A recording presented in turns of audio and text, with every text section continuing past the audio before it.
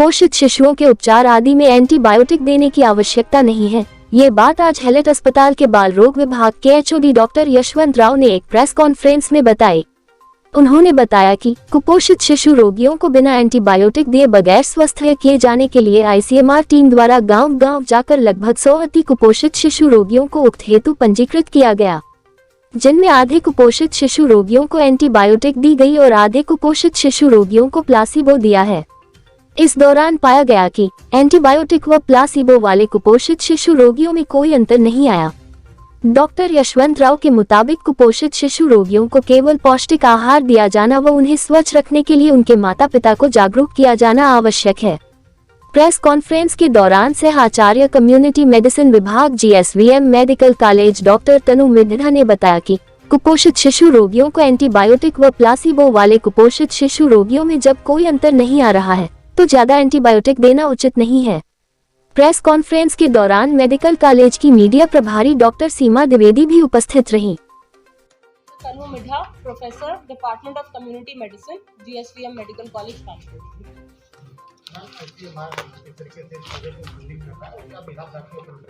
ICMR ने 50 लाख का fund हमको दिया है इस प्रोजेक्ट को करने के लिए, क्योंकि हमने स्मॉल स्केल पे थीसिस लेवल में ये काम किया था, जो कि एक रेप्यूटेड जर्नल में पब्लिश हुआ है, इंडियन जर्नल ऑफ पीडियाट्रिक्स।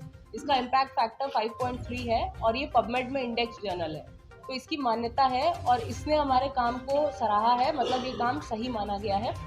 तो इसी बेसिस पर हमने आईसीएमआर में प्रोजेक्ट के लिए अप्लाई किया था। 50 लाख का प्रोजेक्ट हमको मिला, उसका सैम्पल साइज 400 है। 400 बच्चों पे हम ये स्टडी करेंगे। कल्याणपुर ब्लॉक में ये स्टडी चल रही है। इसमें भी यही है कि हमने 2 ग्रुप में बच्चों को डिवाइड किया है। जो अति कुपोषित बच्चे होते हैं, जिसको हम सैम चाइल्ड कहते हैं, सीवियर एक्यूट मैलन्यूट्रिशन, इसको 3 तरीके से आइडेंटिफाई किया जाता है। पहला क्राइटेरिया है कि लंबाई के अनुपात में वजन जो है वो -3 स्टैंडर्ड डिविएशन से अगर कम है तो, और सेकंड है कि दोनों पैरों में सूजन हो, और थर्ड है कि जो मिड आर्म सर्कमफ्रेंस है, मिड अपर आर्म सर्कमफ्रेंस, मतलब कि वहाँ के जो ऊपरी हिस्से की सेंटर में जो परिधि है वो 11.5 सेंटीमीटर से अगर कम है। तो ये तीनों में से एक भी क्राइटेरिया अगर पाया जाता है तो उस बच्चे को हम सैम चाइल्ड कहते हैं। तो ऐसे हम सैम चिल्ड्रन आइडेंटिफाई करेंगे और उन बच्चों में हम 2 ग्रुप में रैंडमली डिवाइड करेंगे। रैंडमली डिवाइड करेंगे मतलब हमें भी नहीं पता होगा हम किस बच्चे को कौन से ग्रुप में डाल रहे हैं। फिर उनको हम 2 ग्रुप में डिवाइड करके एक ग्रुप को हम एंटीबायोटिक देंगे अमोक्सिसिलिन 7 दिन तक, और एक ग्रुप को नहीं देंगे। और फिर उनको हम 2 हफ्ते बाद जाके उनको मॉनिटर करेंगे कि दोनों बच्चों में क्या क्या दिक्कत आई, कि बच्चे सही हो गए या बच्चों का वजन इम्प्रूव हुआ, और बच्चों में किसी में दस्त हुए, किसी में खांसी बुखार, और किसी को एडमिट करने की ज़रूरत पड़ गई। तो हमने अपनी छोटी सी स्टडी में पाया था कि परिणाम में कोई फ़र्क नहीं आता है, कि जो दस्त अगर 2% बच्चों को एक ग्रुप में हुआ है तो दूसरे ग्रुप में भी 2% या 2.5% में हुआ है, और बुखार में भी ऐसे ही है कि 2% है तो उधर 3% है, तो कुछ खास फर्क नहीं। इन पेशेंट एडमिशन भी जो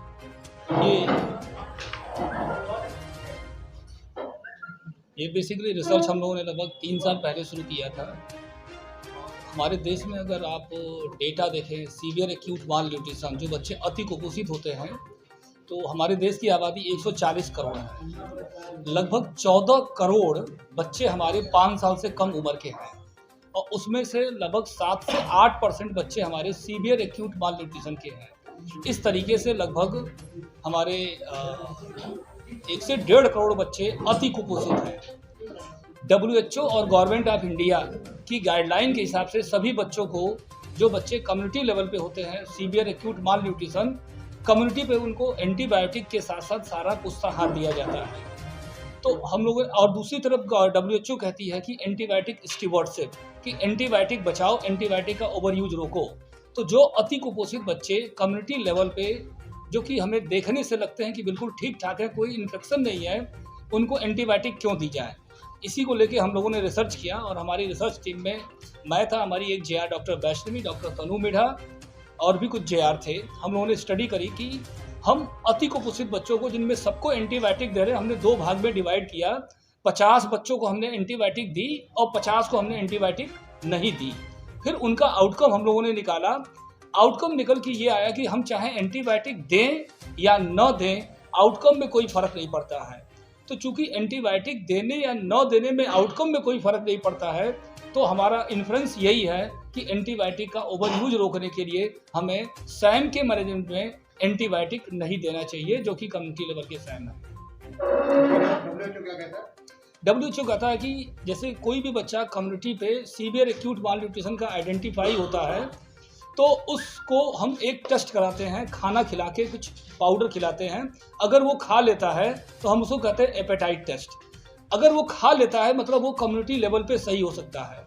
तो उन बच्चों को हमने कम्युनिटी लेवल पे ही, गवर्नमेंट कहती है कि सबको एंटीबायोटिक देना चाहिए, हम लोगों ने सोचा कि नहीं, एंटीबायोटिक न दे तो क्या नुकसान है, तो हमने एंटीबायोटिक आधों को नहीं दिया और आधों को दिया। आउटकम दोनों में बराबर आया, तो आउटकम दोनों में बराबर आया तो हम एक्स्ट्रा काम क्यों करें।